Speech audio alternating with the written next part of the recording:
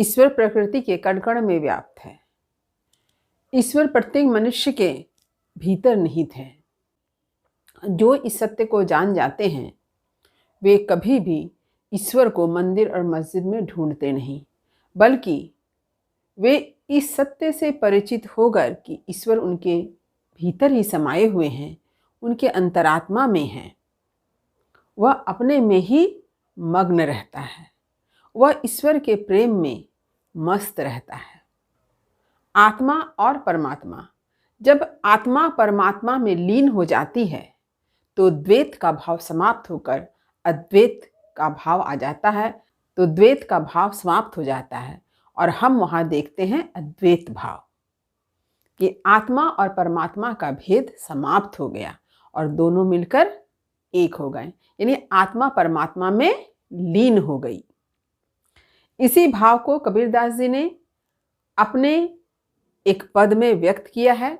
हमन है इश्क मस्ताना, हमन को होशियारी क्या।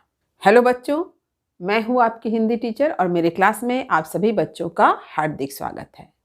तो आज आप लोग समझ गए होंगे कि मैं आप लोगों के समक्ष कबीरदास जी के किस पद की व्याख्या को लेकर उपस्थित हूँ। तो हमेशा की तरह मैं सबसे पहले पद को पढ़कर सुनाऊंगी, फिर कठिन शब्द के अर्थ को बताने के बाद ही पंक्ति की व्याख्या करूंगी और अंत में विशेष भी बताऊंगी। तो चलिए आरंभ करती हूँ। हमन है इश्क मस्ताना, हमन को होशियारी क्या, रहे आज़ाद या जग से, हमन दुनिया से यारी क्या। जो बिछुड़े हैं प्यारे से, भटकते दर बदर फिरते, हमारा यार है हम में, हमन को इंतजारी क्या। खलक सब नाम अनपे को, बहुत कर सिर पटकता है, हमन गुरनाम साचा है, हमन दुनिया से यारी क्या। न पल बिछुड़े पिया हमसे, न हम बिछड़े प्यारे से, उन्हीं से नेह लागी है, हमन को बेकरारी क्या। कबीरा इश्क का माता, दुई को दूर कर दिल से, जो चलना राह नाजुक है, हमन सिर बोझ भारी क्या। कबीरदास जी के इस पद को आपने भजन के रूप में सुना होगा। यहाँ पर मैंने इस पद को सिर्फ आपको पढ़कर सुनाया है। तो चलिए कठिन शब्द के अर्थ को देख लेते हैं। देखिए, कठिन शब्दों के अर्थ। हमन कहा है हम या मैं। यहाँ पर कवि ने स्वयं के लिए हमन शब्द का प्रयोग किया है। इश्क यानी प्रेम, मस्ताना यानी मतवाला, प्रेम में डूबा हुआ, होशियारी यानी चालाकी, आज़ाद यानी मुक्त स्वतंत्र, या जग, या जग का अर्थ होता है या मतलब इस, जग यानी संसार यानी इस संसार, यारी यानी दोस्ती, बिछुड़े यानी अलग होना, प्यारे यानी प्यारे प्रिय, दर बदर यानी इधर उधर। कहते हैं ना दरवाजे दरवाजे ठोकर खाना, तो कहते हैं दर बदर भटकना, दर दर की ठोकर खाना, ऐसा हम लोग प्रयोग करते हैं। तो दर बदर माने इधर उधर। फिरते यानी चलना, इंतजारी यानी प्रतीक्षा, खलक यानी संसार, अनपे यानी अपना, सिर पटकता यानी पछताना। गुरनाम ईश्वर को कहा गया है, साचा यानी सच्चा, पल यानी समय, नेह यानी प्रेम, बेकरारी यानी बेचैनी, इश्क का माता यानी प्रेम में मदमस्त, दुई मतलब दो का भाव, दूर कर यानी खत्म करना, राह यानी रास्ता, नाजुक का अर्थ होता है कोमल, सिर बोझ माने माथे पर बोझ। तो ये बोझ किस चीज़ का है? लालसा, कामना, आसक्ति जैसी भावनाएं, इसे ही यहाँ पर बोझ कहा गया है, जो हमारे मन में दुर्गुण के रूप में विद्यमान होती है। तो वही है सिर पर बोझ। तो अब चलिए मैं पंक्ति की व्याख्या करती हूँ। तो व्याख्या करने से पहले थोड़ा प्रसंग समझ लीजिए। यह पद किस लिए लिखा गया या इस पद को लिखने का क्या उद्देश्य है। कबीरदास जी ने इस पद के माध्यम से अद्वैतवाद के सिद्धांत को व्यक्त किया है।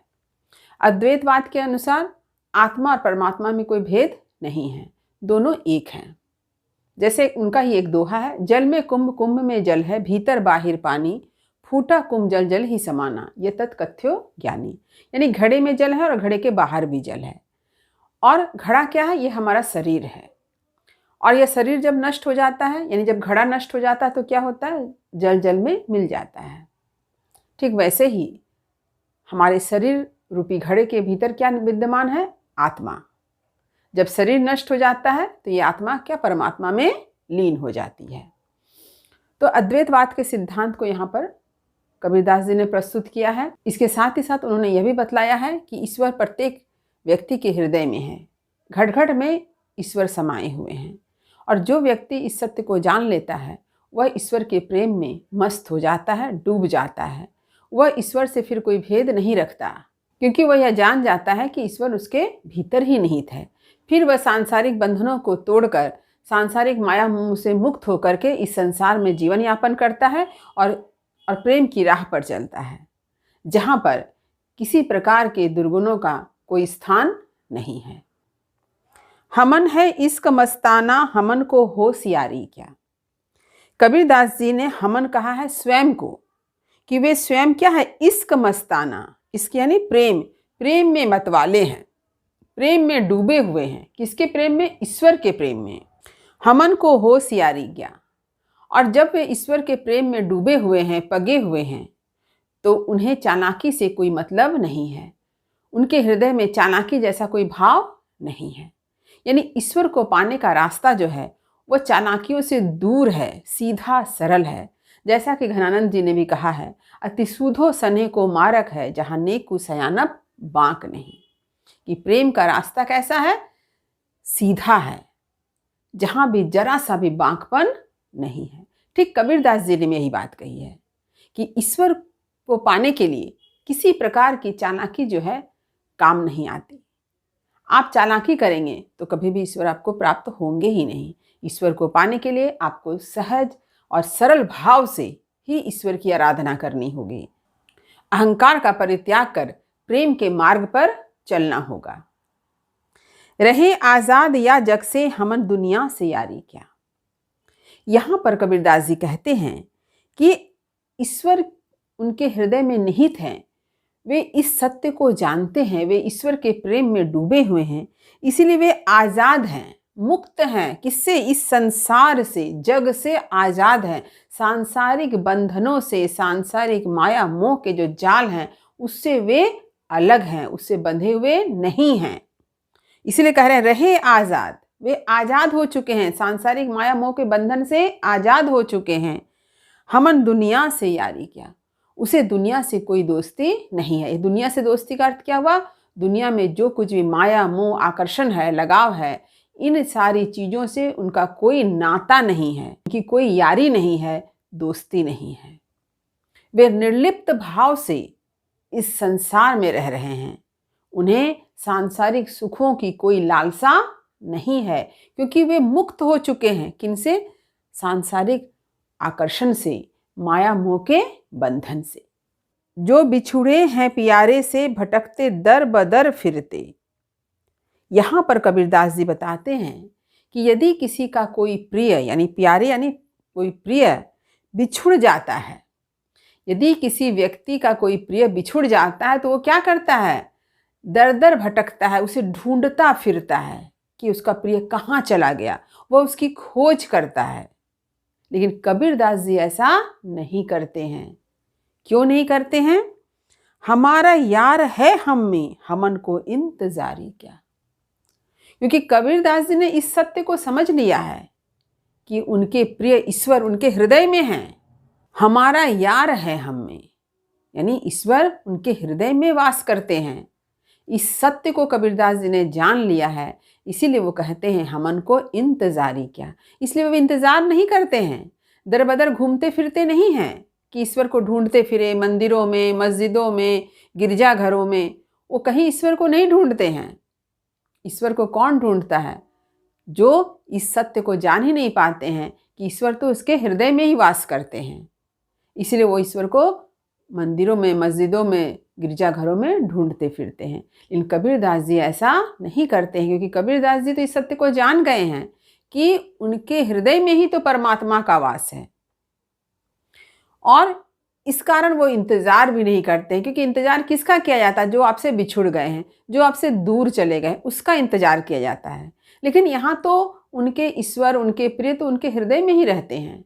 तो कबीरदास जी को इसका इंतज़ार करना बेकार है, क्योंकि कबीरदास जी इंतज़ार करेंगे ही नहीं, क्योंकि ईश्वर तो उनके हृदय में ही रहते हैं। खलक सब नाम अनपे को, बहुत कर सिर पटकता है, हमन गुरनाम साचा है, हमन दुनिया से यारी क्या। पुनः कबीरदास जी कहते हैं कि संसार के लोग क्या हैं? इस संसार के लोग जो इस सत्य को नहीं जानते हैं कि ईश्वर उनके हृदय में निवास करते हैं, ऐसे लोग खुद को बड़ा मानते हैं। वे ईश्वर को बड़ा नहीं मानते, वो क्या करते? खुद को बड़ा मानते हैं। खलक सब नाम अनपे को, वे अपने नाम को ही सबसे बड़ा मानते हैं और नाम को बड़ा करने के लिए इस क्षेत्र में क्या करते हैं? बहुत सारे ऐसे कार्य करते हैं जिनसे बाद में उन्हें क्या करना होता है? दुख उठाना होता है। इसलिए यहाँ कहा गया बहुत कर सिर पटकता है। वो बाद में पछताते हैं, सिर पटकते हैं कि उन्होंने ऐसा क्या किया, कि उन्होंने ऐसा क्या कर दिया। अपने नाम को महत्व देने के कारण वो क्या करते हैं? सांसारिक माया मोह के बंधन में और ज़्यादा फंसते जाते हैं और अंत में हाथ मलने के सिवा कुछ बचता ही नहीं है। लेकिन हमन गुरु नाम साचा है, लेकिन कबीरदास जी के लिए तो ईश्वर ही सच्चे हैं। संसार में अगर एकमात्र सत्य क्या है? ईश्वर है। हमन दुनिया से यारी क्या। और पुनः कबीरदास जी कहते हैं कि जब वो इस सत्य को जान लिए हैं कि इस संसार में एकमात्र सच्चा कौन है? ईश्वर है, ईश्वर सत्य है, परमात्मा सत्य है, तो उन्हें दुनिया के सांसारिक माया मोह लगाव वाली किसी भी वस्तु से कोई मतलब ही नहीं है। हमन दुनिया से यारी क्या है, यानी उन्हें दुनिया से कोई भी रिश्ता नाता नहीं चाहिए। किस तरह का? सांसारिक बंधनों का, सांसारिक माया मोह का, आकर्षण का, लगाव का। न पल बिछुड़े पिया हमसे, न हम बिछड़े प्यारे से। यहाँ कबीरदास जी कहते हैं कि उनके हृदय में तो ईश्वर का वास है, उनके प्रिय ईश्वर तो उनके हृदय में ही रहते हैं, तो वे कभी ईश्वर से बिछुड़े ही नहीं, कभी ईश्वर से अलग ही नहीं हुए हैं। इसलिए कहते हैं ना पल बिछुड़े पिया हमसे। एक भी पल के लिए, एक भी क्षण के लिए, समय के लिए उनके ईश्वर उनसे बिछुड़े नहीं हैं, उनसे अलग नहीं हुए हैं।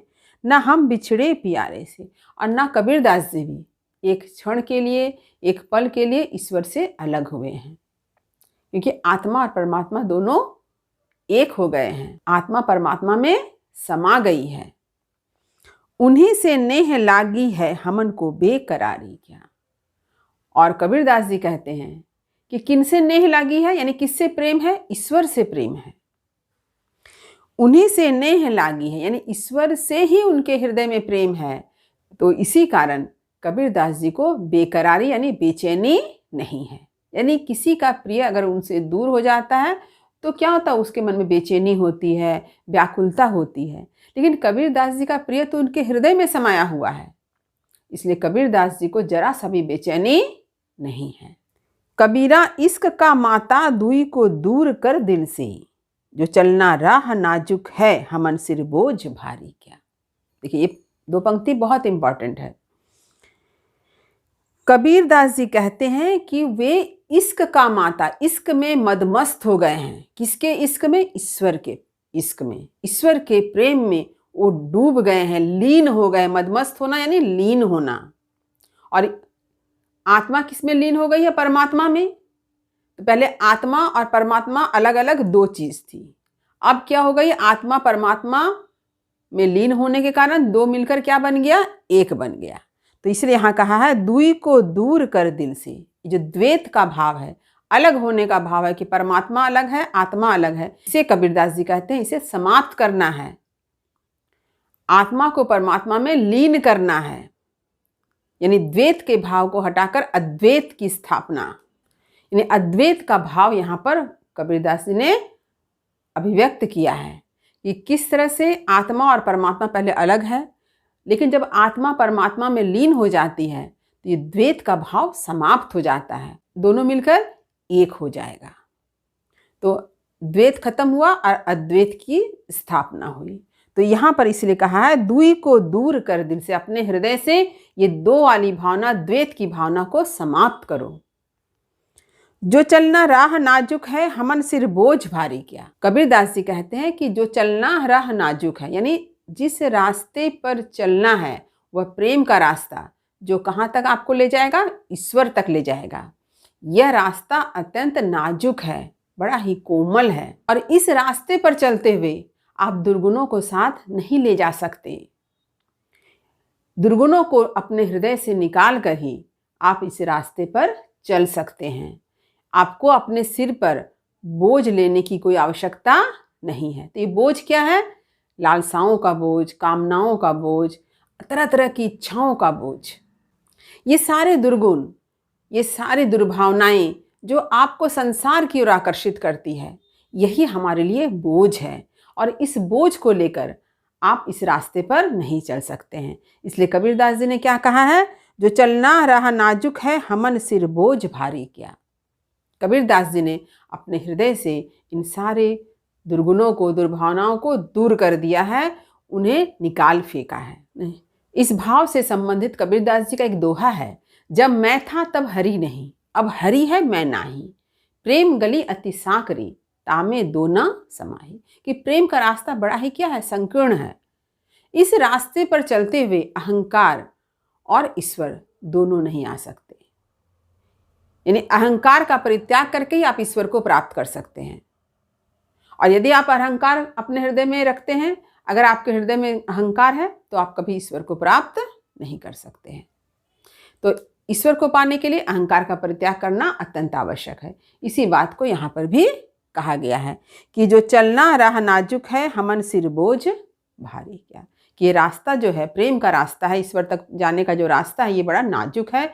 इस रास्ते पर चलते हुए आपको अपने मन से दुर्गुणों को निकाल फेंकना होगा। तो इस पद में कबीरदास जी ने अपने मन में जो ईश्वर के प्रति प्रेम है, प्रेम की पराकाष्ठा है, उसको अभिव्यक्त किया है और यह बताना चाहा है कि ईश्वर कण कण में व्याप्त है। ईश्वर प्रत्येक मनुष्य के हृदय में है और जो व्यक्ति इस सत्य को जान लेता है, वह ईश्वर को कहीं बाहर ढूंढता नहीं है। वह इस सत्य को जानकर अपने हृदय में ही ईश्वर को अनुभव करता है। तो अब चलिए मैं इसका विशेष बता दूं। विशेष पहला, प्रस्तुत पद में कबीरदास जी ने खुद को ईश्वर के प्रेम में मदमस्त बतलाया है। दूसरा, कबीरदास जी ने बतलाया है कि ईश्वर को इश्क अर्थात प्रेम से प्राप्त किया जाता है। प्रेम का मार्ग बहुत ही सीधा सरल है। इस मार्ग पर चलने के पहले मन की दुर्भावनाओं को समाप्त करना अत्यंत आवश्यक है। कबीरदास जी का एक दोहा, जब मैं था तब हरि नहीं, अब हरि है मैं नाही, प्रेम गली अति सांकरी, तामे दो न समाही। कवि घनानंद जी ने भी कहा है, अति सूधो सने को मार्ग है, जहाँ नेकु सयानब बांक नहीं, तहाँ साथ चले तजी आपन पो, झिझके कपटी निसाख नहीं। इसी बात को कबीरदास जी ने भी कहा है, हमन है इश्क मस्ताना, हमन को होशियारी क्या। ये जो चालाकी की बात यहाँ पर है, वही यहाँ पर है, हमन को होशियारी क्या। तीसरा, ईश्वर घट घट में व्याप्त है। ईश्वर प्रत्येक मनुष्य के हृदय में है।